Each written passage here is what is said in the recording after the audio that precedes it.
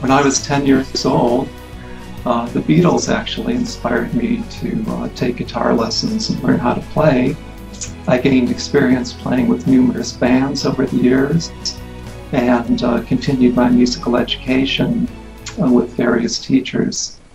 In the 70s, I began writing and performing my own music. I was using a lot of guitar synthesizers, working in the vein of music that was known as progressive rock. And I did a lot of performing. It was about 1981 when I decided to pursue a solo career.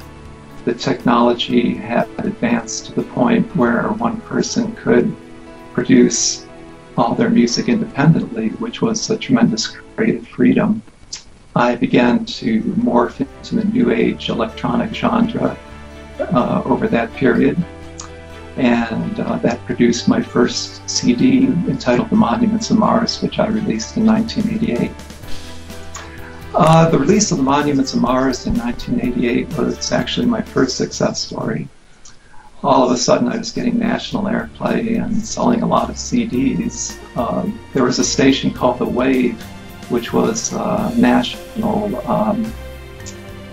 syndicated show that covered the entire country from Hawaii to Puerto Rico, and they had put me on heavy rotation.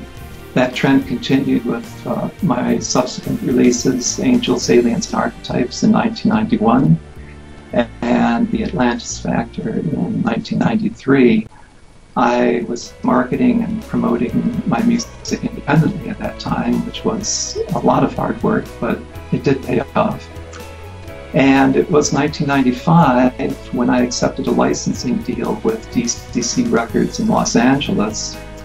They repackaged my first 3 albums and gave me mainstream distribution. 1995 was also the first year that I did my first production CD entitled Planet Vision for You Fine People. And over the last 17 years, I have produced 14 CDs in my catalog and 9 CDs of production music for you.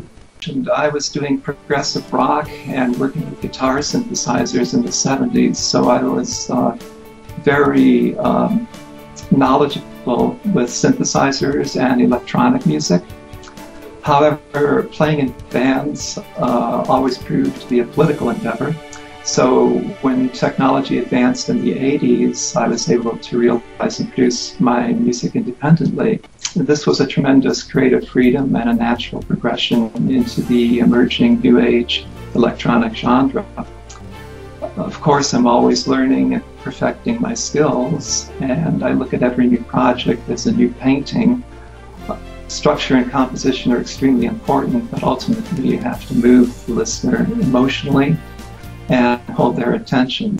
The challenge, I think, is to give your listeners something new and different with each release while maintaining your signature sound.